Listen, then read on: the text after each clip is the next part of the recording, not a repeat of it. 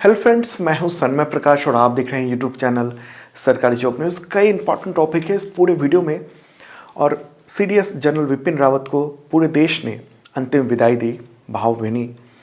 तो अंतिम संस्कार के दौरान सेना ने तोपों की सलामी दी है। तो कितने तोपों की सलामी दी गई जनरल विपिन रावत को और इसकी प्रक्रिया क्या है, प्रोटोकॉल क्या है, राष्ट्रपति को कितने दिए जाते हैं, विदेशी मेहमानों को कितने तोपों की सलामी दी जाती है, सीडीएस या फिर कहें जितने सेनाध्यक्ष हैं आर्मी, नेवी, एयरफोर्स, उन सब के चीफ को कितने तोपों की सलामी दी जाती है और कब कब दी जाती है, पूरा प्रोटोकॉल के बारे में बात करेंगे क्योंकि ये इंपॉर्टेंट है आपकी जानकारी के लिए भी और एग्जामिनेशंस के लिए भी। आरबीआई ने एलआईसी को इंडसइंड बैंक में हिस्सेदारी बढ़ाने की मंजूरी दे दी है। तो कितना अब हिस्सेदारी हो जाएगी एलआईसी की इस बैंक में, और इसके अलावा पूरी लिस्ट बताएंगे कि किन किन बैंकों में एलआईसी ने निवेश किया हुआ है और भारी भरकम हिस्सेदारी है। भारत का औद्योगिक उत्पादन दर, उसकी रिपोर्ट आ गई है, अक्टूबर 2021 की सरकार ने जारी किया है। तो कितना है औद्योगिक उत्पादन जो विकास दर है वो, और आईआईपी जो इंडेक्स है उसकी क्या स्थिति है, उस पर चर्चा करेंगे, देश की आर्थिक स्थिति के बारे में। अमेरिका के बाद कई देशों ने बीजिंग विंटर ओलंपिक का डिप्लोमेटिक बहिष्कार करने का ऐलान कर दिया। तो अमेरिका के साथ कई और देश आ गए हैं। कौन कौन से देश हैं और क्यों चीन पर तमाम देश एकजुट हो रहे हैं, उस पर चर्चा होगी। यूनाइटेड नेशन जनरल असेंबली ने अंतर्राष्ट्रीय सौर गठबंधन यानी आईएसए को स्पेशल दर्जा दिया है। तो क्या है, इसके बारे में चर्चा करेंगे और ये बहुत प्राइड की बात है इंडिया के लिए। सीनियर महिला राष्ट्रीय फुटबॉल चैंपियनशिप हुआ है, तो विजेता कौन टीम रही है, और भी कई टॉपिक हैं, उन सब पे डिटेल में चर्चा करेंगे। और दोस्तों, इस वीडियो को शेयर कर दें तमाम मित्रों को ताकि दूसरों को भी पता चल सके, और लाइक बटन जरूर दबाना। क्वेश्चन होगा सबसे इंपॉर्टेंट, अंतिम संस्कार के दौरान सीडीएस जनरल विपिन रावत को कितने तोपों की सलामी दी गई है? आंसर होगा 17।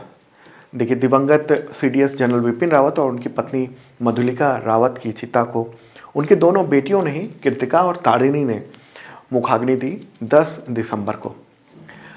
जनरल रावत, उनका अंतिम जो संस्कार हुआ पूरे सैन्य सम्मान के साथ किया गया। उनको दिल्ली छावनी में 17 तोपों की सलामी दी गई है। इस तरह से देख रहे हैं, ये तोपों की सलामी दी जा रही है। उनके सम्मान में तीनों सेनाओं के 800 अधिकारी यानी 800 अधिकारी और जवान वहाँ मौजूद थे और उन लोगों ने भी आखिरी विदाई दी। तो ये 21 तोपों की सलामी क्यों नहीं दी गई उनको?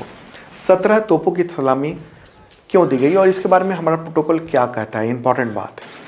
तो सबसे पहले जान लें कि क्या होती है ये गन सैल्यूट, या फिर हिंदी में कहें तोपों की सलामी। देखिए, तोप दागकर सलामी देना सेना में किसी के लिए सम्मान प्रदर्शित करने का एक तरीका होता है। तोपों की सलामी अलग अलग मौके पर दिए जाते हैं, जैसे स्वागत करना हो किसी का, खुशी हो, या फिर अंतिम विदाई ही क्यों न देनी पड़े, दी जा रही हो अंतिम संस्कार के दौरान, तो उस समय भी तोपों की सलामी दी जाती है। तो किसको कितने तोपों की सलामी दी जाती है, इसका एक प्रोटोकॉल बना हुआ है। प्रोटोकॉल ये रहा, ओके। तो 21 तोपों की सलामी भारत में राष्ट्रपति को दी जाती है। 19 तोपों की सलामी विदेशी सरकार के मुखिया को दी जाती है और 17 तोपों की सलामी तीनों सेनाओं के उच्च अधिकारी जो होते हैं उनको दिया जाता है, ओके। अपने गणतंत्र दिवस पर जो उसका लाइव कवरेज होता है, उस दौरान टीवी पर आपने देखा होगा कि राष्ट्रपति को तोपों की सलामी गणतंत्र दिवस पर दी जाती है लाल किले पर। और पिछली बार जब ट्रंप भारत आए थे तो उनको राष्ट्रपति भवन परिसर में 19 तोपों की सलामी दी गई थी, ओके। तो तोपों की सलामी देने का ये प्रचलन कब से चला आ रहा है? देखिए, वैसे तो अमेरिका, ब्रिटेन, जर्मनी, फ्रांस, चीन और भारत सहित कई देशों में राष्ट्रीय दिवसों पर 21 तोपों की सलामी देने की परंपरा है। और अगर बात करेंगे भारत में जो गन सैल्यूट है उसकी परंपरा कब से शुरू हुई, तो ब्रिटिश साम्राज्य से ये परंपरा चली आ रही है। आज़ादी से पहले यानी अंग्रेजों के शासनकाल में भारत में 101 तोपों की सलामी भी दी जाती थी। तो 101 तोपों की सलामी केवल ब्रिटिश क्राउन को दी जाती थी, वहाँ के यानी जो किंग है ब्रिटिश के, उनको या फिर क्वीन को, ओके। इसके बाद फिर 31 तोपों की सलामी जो है वो शाही परिवार उन सब के लिए थी जो भारत में अलग अलग राज्य थे, जो शाही परिवार थे उन सब के लिए। भारत में वायसराय और गवर्नर जनरल, उनको 31 तोपों की सलामी दी जाती थी और उस वक्त 21 तोपों की सलामी राष्ट्राध्यक्षों को दी जाती थी। ओके, और तब भी 19 तोप और 17 तोपों की सलामी का प्रचलन था। तो आज़ादी के बाद ये परंपरा इंडिया में जारी रही, अंग्रेजों की ये परंपरा। हाँ, तोपों की संख्या कम कर दी गई। तो 21 तोपों की जो सलामी है वो दिया जाता है राष्ट्रपति को, 19 तोपों की सलामी दी जाती है विदेशी सरकार के मुखिया को, और 17 तोपों की सलामी दी जाती है तीनों सेनाओं के उच्च अधिकारियों को, चाहे हम सम्मान प्रकट कर रहे हो या फिर अंतिम संस्कार के वक्त। तो जनरल विपिन रावत के साथ साथ ब्रिगेडियर LS लीडर, उनका भी अंतिम संस्कार किया गया। फोटोग्राफ आप देख रहे हैं। और मुखाग्नि दी इनकी बेटी ने, यानी ब्रिगेडियर LS लीडर की बेटी है आशना, उन्होंने दी। ओके, जनरल रावत, उनकी पत्नी और बाकी जो सेना के अधिकारी थे, उनका तमिलनाडु के कुन्नूर में 8 दिसंबर को हुए हेलीकॉप्टर हादसे में मौत हो गई थी। एक और बात आगे बढ़ने से, अगला क्वेश्चन लेने से पहले बता दूं कि एयरफोर्स ने ये अपील की है लोगों से कि जो ट्राई सर्विस इंक्वायरी चल रही है उस पर भरोसा करें, क्योंकि बहुत सारी कयासबाजी चल रही है। कोई कह रहा है चीन ने ये करवाया है, कोई कह रहा है पाकिस्तान ने ये करवाया है। तो एयरफोर्स ने कहा है कि ये इंक्वायरी ट्राई सर्विस हो रही है, यानी तीनों सेनाओं के जो इम्पोर्टेंट लोग हैं वो लोग कर रहे हैं, और सच सामने जल्द ही आ जाएगा। तो इसलिए अभी कोई कयासबाजी ना की जाए। अगला क्वेश्चन लेते हैं। उससे पहले बता दूं कि 2021 का पूरा करंट अफेयर्स PDF अवेलेबल हो चुका है इस वीडियो के डिस्क्रिप्शन में, चेक कर लेना। तमाम एग्जामिनेशन में काम आएंगे। MCQ है, साथ में पूरा डिटेल भी दिया हुआ है अलग अलग तरह के टॉपिक्स पे, चेक कर लेना जरूर। क्वेश्चन होगा अगला, RBI ने किस इंश्योरेंस कंपनी को इंडसइंड बैंक में अपनी हिस्सेदारी 9.99% तक बढ़ाने को मंजूरी दे दी है? आंसर होगा LIC। LIC का फुल फॉर्म क्या है? Life insurance corporation of India. Ownership किसके पास है LIC की? तो वित्त मंत्रालय के पास है। ओके, फिलहाल LIC की हिस्सेदारी इंडसइंड बैंक में 4.95% की है, और RBI ने ये अप्रूवल अगले 1 साल तक ले दिया है। मतलब कि 1 साल में चाहे तो LIC हिस्सेदारी बढ़ा सकता है। तो यह सवाल उठता है कि LIC ने मंजूरी क्यों ली? तो देखिए, RBI के नियमों के मुताबिक प्राइवेट बैंक में 5% से ज़्यादा हिस्सेदारी रखने के लिए परमिशन लेना पड़ता है। किसी भी अगर कोई हिस्सेदारी लेना चाहता है तो उसको परमिशन लेनी पड़ेगी RBI से। और यहाँ बताऊँ आपको कि LIC के पास कई सारे बैंकों में हिस्सेदारी है। कौन कौन से बैंक हैं? IDBI बैंक, उसमें 49.24% की हिस्सेदारी है। केनरा बैंक में 8.8% की हिस्सेदारी है LIC की। PNB में 8.3% की हिस्सेदारी है। SBI में है 8.3% की हिस्सेदारी। एक्सिस बैंक में है 8.2% की हिस्सेदारी, और ICICI बैंक में है 7.4% की हिस्सेदारी। इसके अलावा इंडसइंड बैंक में है 4 की हिस्सेदारी। ओके, तो LIC इतनी बड़ी कंपनी है। LIC का जो टोटल एसेट है कितने का है? 38 लाख करोड़ रुपए का। ओके, और आपको बताऊं कि LIC एक संस्थागत निवेशक है जो पब्लिक से जो पैसे लेता है वो इंश्योरेंस के लिए, वो ऐसे ही अलग अलग कंपनियों में निवेश करता है, उससे मुनाफा कमाता है, और फिर पब्लिक को जब इंश्योरेंस का पूरा हो जाता है टर्म तो पैसे देता है। ओके, तो एक इम्पॉर्टेंट बात है। और LIC का मुख्यालय कहाँ है? मुंबई में। स्थापना कब हुई थी? 1 सितंबर 1956 को। अभी चेयरपर्सन कौन है? चेयरमैन MR कुमार है। और टोटल एसेट पिछले साल के अनुसार 38 लाख करोड़ रुपए। बहुत बड़ी कंपनी है। चलिए आगे बढ़ते हैं, अगला क्वेश्चन लेते हैं। भारत का औद्योगिक उत्पादन यानी इंडस्ट्रियल प्रोडक्शन ग्रोथ रेट अक्टूबर 2021 में कितना रहा? देखिए, सरकार ने इसका अनाउंसमेंट किया है। आंसर होगा 3.2%। ये रिपोर्ट किसने जारी की? 3.2% की तो राष्ट्रीय सांख्यिकी कार्यालय यानी NSO ने जारी की है 10 दिसंबर को। औद्योगिक उत्पादन सूचकांक यानी IIP। ओके, तो NSO जो है वो ministry of statistics and programme implementation उसके अंतर्गत आता है, और इसके राज्य मंत्री हैं स्वतंत्र प्रभार राव इंद्रजीत सिंह। ओके, तो अब देख लेते हैं कि कितना IIP रहा। तो अक्टूबर 2021 में जो IIP रहा है इंडेक्स, वो रहा 133.7 ये इंडेक्स रहा IIP यानी index of industrial production, okay. और इसका बेस रेट रहा 2011-12 से, यानी हम जो तुलना कर रहे हैं वो पिछले साल से तुलना ही नहीं कर रहे हैं, हम तुलना कर रहे हैं 2011-12 में जो स्थिति थी उससे। तो उस समय अगर 100 मान के चल रहे हैं तो अभी हमारी स्थिति उसकी तुलना में 133.7 ये हुई है। और अगर ग्रोथ रेट की बात करेंगे तो अक्टूबर का आंकड़ा अभी जारी हुआ है, तो अक्टूबर 2021 में 3.2% रहा। उससे पहले के मंथ में सितंबर 2021 में 3.1% रहा है, ओके। और अगर पिछले साल अक्टूबर के देखेंगे तो वो 4.5% था। ये जो 4.5% है या 3.2% है, ये हम तुलना कर रहे हैं 2011-12 के आंकड़े से, हम पिछले साल से तुलना नहीं कर रहे हैं। तो यहाँ पर इंपॉर्टेंट बात आप ध्यान रखना, GDP की तुलना जब ग्रोथ रेट की जाती है तो हम लास्ट ईयर के उस मंथ से करते हैं या उस तिमाही से करते हैं या उस साल से करते हैं पूरे, लेकिन यहाँ पर हमारा बेस जो है वो 2011-12 है। ये बात इसलिए बता रहा हूँ क्योंकि ये इंपॉर्टेंट है, ठीक है। तो IIP उसके इंडेक्स में जो इंपॉर्टेंट चीज़ें होती हैं कौन कौन से 8 कोर इंडस्ट्री होती है, बिजली, कच्चा तेल, कोयला, सीमेंट, स्टील, रिफाइनरी उत्पाद, प्राकृतिक गैस और उर्वरक, तो ये सब इंडस्ट्रीज होती है। चलिए आगे बढ़ते हैं। अगला क्वेश्चन, अमेरिका के बाद अब किन देशों ने बीजिंग विंटर ओलंपिक गेम्स के डिप्लोमेटिक बहिष्कार का ऐलान किया है? एक इंपॉर्टेंट क्वेश्चन है। आंसर होगा ऑस्ट्रेलिया, ब्रिटेन और कनाडा। ये न्यूज़ आप देख रहे हैं CNN का है। बीजिंग विंटर ओलंपिक ये यानी शीतकालीन ओलंपिक है, वो 4 फरवरी से 22 फरवरी 2022 तक होना है, ओके। अब सवाल उठता है कि चीन से क्यों उलझ रहे हैं ये चारों देश, या एक तरह से चीन को दबाव में लेने की क्यों कोशिश हो रही है पूरा। तो इन देशों का कहना है, अमेरिका सहित, कि चीन में ह्यूमन राइट्स वायलेशन बहुत हो रहे हैं और उइगर मुसलमानों पर अत्याचार हो रहा है, तो इसके लिए ये सब इकट्ठे हुए हैं दबाव डालने के लिए। और ये 4 देश स्पोर्ट्स इवेंट के दौरान अपनी टीमें तो जरूर भेजेंगे, लेकिन उनके साथ जो डिप्लोमेटिक डेलीगेशन जाता है वो नहीं जाएगा। मतलब कूटनीतिक तौर पर एक तरह से चीन को झटका देने की कोशिश की जा रही है। बायकॉट की शुरुआत अमेरिका ने की थी। अच्छा, मैंने 2 दिन पहले भी आपको बताया था जब अमेरिका ने सबसे पहले बायकॉट किया था तब।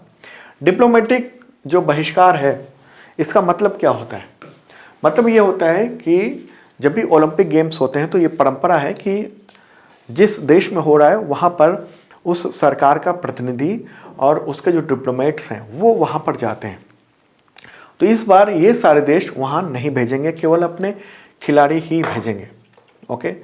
और आप देखिए कि इससे चीन को चिंता भी हो गई कि चीन को ये फिक्र है कि कुछ और भी देश हैं, हो सकते हैं ऐसे, जो डिप्लोमेटिक बायकॉट कर सकते हैं। तो इसलिए अब चीन ने कूटनीतिक काम करने की बजाय उसने धमकी भरा रवैया अपनाया। चीन के विदेश मंत्रालय ने ये कहा है कि इन सब देशों को कीमत चुकानी पड़ेगी, ओके। तो इन सब देशों के जो राष्ट्राध्यक्ष हैं उनकी भी बात कर लें। सबसे पहले अमेरिका, उसके प्रेसिडेंट हैं जो बाइडेन। ब्रिटेन, उसके प्राइम मिनिस्टर हैं बोरिस जॉनसन। कनाडा, उसके प्राइम मिनिस्टर हैं जस्टिन ट्रूडो। ऑस्ट्रेलिया, वहाँ के प्राइम मिनिस्टर हैं स्कॉट मॉरिसन। और टारगेट चीन है, तो चीन के प्रेसिडेंट कौन है? Xi Jinping. अगला क्वेश्चन लेते हैं। क्वेश्चन होगा, कोरोना के नए वेरिएंट ओमिक्रॉन को देखते हुए DGCA ने इंटरनेशनल फ्लाइट पर लगे प्रतिबंध को कब तक के लिए बढ़ा दिया है? आंसर होगा 31 जनवरी 2022 तक के लिए। हालांकि इंटरनेशनल ऑल कार्गो जो ऑपरेशन है, इसके अलावा स्पेशल फ्लाइट्स हैं, बबल अरेंजमेंट फ्लाइट्स हैं, तो इन पर बैन नहीं रहेगा। देखिए, कई देशों के साथ इंडिया ने बबल अरेंजमेंट भी किया हुआ है। पिछले साल जुलाई में शुरू किया गया था। भारत फिलहाल अमेरिका, ब्रिटेन, संयुक्त अरब अमीरात, केन्या, भूटान, फ्रांस सहित लगभग 32 देशों के साथ एयर बबल अरेंजमेंट किया हुआ है। एयर बबल मतलब कि हम उन देशों में जाएंगे जहां पर हमें भरोसा है कि उस देश से बहुत ज़्यादा इन्फेक्शन हमारे यहाँ नहीं पहुँचेगा, या फिर हम प्रोटोकॉल का पूरा पालन कर रहे हैं और वो देश भी कोरोना प्रोटोकॉल का पालन कर रहा है, ओके। तो ये फैसला हुआ है, और ये जो डेट बढ़ाने का फैसला किसने लिया है? तो DGCA ने। DGCA का फुल फॉर्म क्या होता है? Directorate general of civil aviation. अगला क्वेश्चन लेते हैं, संयुक्त राष्ट्र महासभा यानी यूनाइटेड नेशन जनरल असेंबली ने अंतर्राष्ट्रीय सौर गठबंधन यानी ISA को कौन सा दर्जा दिया है? आंसर होगा ऑब्जर्वर का दर्जा दिया है। ठीक है, न्यूज़ आप देख रहे हैं। संयुक्त राष्ट्र में भारत के अस्थायी राजदूत हैं, प्रतिनिधि हैं TS तिरुमूर्ति, तो उन्होंने इस निर्णय को ऐतिहासिक बताया। ओके, और इस फैसले के तहत अब ISA यानी इंटरनेशनल सोलर अलायंस वो यूनाइटेड नेशंस का एक ऑब्जर्वर बन गया है। स्थापना के मात्र 6 साल के अंदर में ऑब्जर्वर यानी पर्यवेक्षक का दर्जा मिल गया है। और ये है यूनाइटेड नेशंस का जनरल असेंबली। तो यहाँ पर ये फैसला हुआ है अभी हाल ही में। एक सवाल उठता है कि ऑब्जर्वर जो स्टेटस है ISA को मिलने से क्या फ़ायदा होगा? तो इससे संयुक्त राष्ट्र और ISA के बीच में सहयोग बढ़ेगा। सीधे ISA संयुक्त राष्ट्र में अपनी बात कह सकता है सीधे तौर पे, और यूनाइटेड नेशंस जनरल असेंबली की आम सभा में ISA के प्रतिनिधि भी बैठ सकेंगे। ओके, हालांकि वोट नहीं दे पाएंगे अलग अलग मुद्दों पर, लेकिन बैठ सकते हैं। तो ISA उसका फुल फॉर्म क्या है? International solar alliance. इसकी बुनियाद कब रखी गई थी? 2015 में इंडिया के प्राइम मिनिस्टर नरेंद्र मोदी और फ्रांस के जो पूर्व राष्ट्रपति थे फ्रांसवा ओलांद, तो उन्होंने नवंबर 2015 में फ्रांस में ही इस पर चर्चा की थी और पूरी बात हो गई थी कि इसको शुरू किया जाएगा। उसी समय से स्थापना माना जा रहा है। मुख्यालय कहाँ है? गुरुग्राम, भारत में है। डायरेक्टर कौन है इसके? डायरेक्टर जनरल तो डॉक्टर अजय माथुर है। अब सवाल उठता है कि ISA यानी इंटरनेशनल सोलर अलायंस, इसका क्या काम है, क्या मकसद है? तो सौर ऊर्जा को बढ़ावा देना ये एक बड़ा मकसद है, और साथ में 1 वर्ल्ड 1 सन 1 ग्रिड ये बनाने की योजना है कि हम अलग अलग देशों में ग्रिड बनाएं और उसको एक दूसरे से कनेक्ट कर सकें, ताकि जैसे अगर अफ्रीका में दिन है और अमेरिका में रात है या इंडिया में शाम हो रहा है, तो उस वक्त हम वहाँ से बिजली ले सकें, और जब इंडिया में अगर धूप है तो हम यहाँ से बिजली दूसरे देश को दे सकें। ठीक है, तो ISA एक बड़े मकसद की ओर आगे बढ़ रहा है। और आपको बताऊं कि इसके कितने मेंबर हैं, तो टोटल 80 कंट्रीज़ ने ISA फ्रेमवर्क समझौते पर सिग्नेचर करने के बाद रेक्टिफाई भी कर दिया, यानी पुष्टि भी कर दी, जबकि 101 देश हैं जिन्होंने केवल समझौते किए। तो अगला क्वेश्चन लेते हैं, सीनियर महिला राष्ट्रीय फुटबॉल चैंपियनशिप 2021 उसकी विजेता टीम कौन सी रही? आंसर होगा मणिपुर। ओके, मणिपुर की टीम ने जीत लिया है, और ये फाइनल मैच कहाँ पर हुआ? तो केरल के कोझिकोड में आयोजित हुआ था, और मणिपुर की टीम ने रेलवे को हराकर ये senior women national football championship जीत ली है। ये मणिपुर की टीम के मेंबर्स हैं, और आपको बताऊं कि 21वीं बार ये खिताब हासिल किया है। तो क्वेश्चन हो सकता है कि 21वीं बार किसने ये खिताब हासिल किया है? तो मणिपुर की टीम ने किया है। अगला क्वेश्चन लेते हैं, किस राज्य की कैबिनेट ने आत्मनिर्भर कृषक विकास योजना को मंजूरी दी है? आंसर होगा उत्तर प्रदेश। ओके, इसके तहत क्या होगा? तो हर जो भी विकास खंड है वहाँ पर 3 साल में 1475 किसान उत्पादक संघ का गठन होगा, फार्मर प्रोड्यूसर ऑर्गेनाइजेशन का गठन होगा, और इस संगठन को फंड दिया जाएगा। टोटल सभी संगठनों को मिला के अगर फंड देखें तो 1 लाख करोड़ रुपए का फंड है, और ये फंड बैंक या वित्तीय संस्थान देंगे, और हर संगठन को 2 करोड़ रुपए के आसपास ये रकम मिलेगी, और 3% वार्षिक ब्याज के साथ। ओके, तो इससे यही है कि अलग अलग छोटे छोटे अलग अलग ब्लॉक में वहाँ पर समूह बनाए जाएं और उनके विकास के लिए काम हो सके। तो उत्तर प्रदेश की बात तो हो रही है। मुख्यमंत्री कौन है? योगी आदित्यनाथ, और गवर्नर आनंदीबेन पटेल। ओके, ये रहा उत्तर प्रदेश मैप में। अगला क्वेश्चन लेते हैं, RBI ने पेटीएम पेमेंट्स बैंक को कौन सा दर्जा दिया है? नया दर्जा। आंसर होगा शेड्यूल बैंक, यानी अनुसूचित बैंक का दर्जा दिया है। शेड्यूल पेमेंट्स बैंक, उसका दर्जा मिलने से क्या फ़ायदा होगा? तो पेटीएम पेमेंट्स बैंक जो है वो अब सरकार की तरफ से चलाई जाने वाली जो फाइनेंशियल इंक्लूजन स्कीम है उसमें पार्टनरशिप के योग्य हो गया है। वो शेड्यूल पेमेंट्स बैंक होने की वजह से अब पेटीएम नए बिजनेस के मौक़ों पर फोकस कर सकता है। सरकारी और जो अदर जो कॉरपोरेशन है उसके रिक्वेस्ट फॉर प्रपोजल में हिस्सा ले सकता है, प्राइमरी ऑक्शन में शामिल हो सकता है अलग अलग चीज़ों के सरकारी, साथ ही फिक्स रेट और वेरिएबल रेपो रेट, इसके अलावा रिवर्स रेपो रेट पर भी भागीदार बन सकता है। तो पेटीएम पेमेंट्स बैंक है, नया दर्जा मिला है, इंपॉर्टेंट बात है। पेटीएम पेमेंट्स बैंक के कितने यूजर हैं? तो 33.3 करोड़ यूजर हैं। अगला क्वेश्चन लेते हैं, वर्ष 2021 में ऊर्जा संरक्षण सप्ताह यानी एनर्जी कंजर्वेशन वीक ये कब मनाया गया? आंसर होगा 8 से 14 दिसंबर। तो अभी मनाया जा रहा है और इस सप्ताह की घोषणा जो है विद्युत मंत्रालय ने की थी, आज़ादी का अमृत महोत्सव, उसके तहत ये 8 से 14 दिसंबर 2021 तक ये आयोजित किया जा रहा है। और इसके लिए नोडल एजेंसी जो है वो है ऊर्जा दक्षता ब्यूरो यानी bureau of energy efficiency, BEE। तो इसके तहत स्कूली बच्चों के लिए राष्ट्रीय पेंटिंग प्रतियोगिताएं आयोजित की जा रही हैं। उद्योगों अलग अलग जो प्रतिष्ठान है उसके लिए राष्ट्रीय ऊर्जा संरक्षण पुरस्कार का चयन हो रहा है, उसके लिए आवेदन मांगे गए हैं।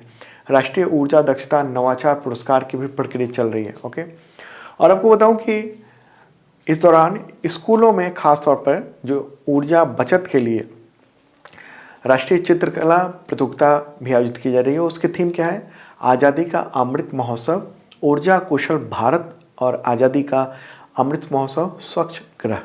तो ये है थीम। तो दोस्तों ये था इंपॉर्टेंट करंट अफेयर्स आज का। कैसा लगा कमेंट बॉक्स में ज़रूर बताना। और आपको बताऊं कि जिन लोगों ने सब्सक्राइब नहीं किया है वो ज़रूर कर लें, साथ में बेल आइकन दबाना मत भूलना। कल मिलते हैं नए वीडियो के साथ।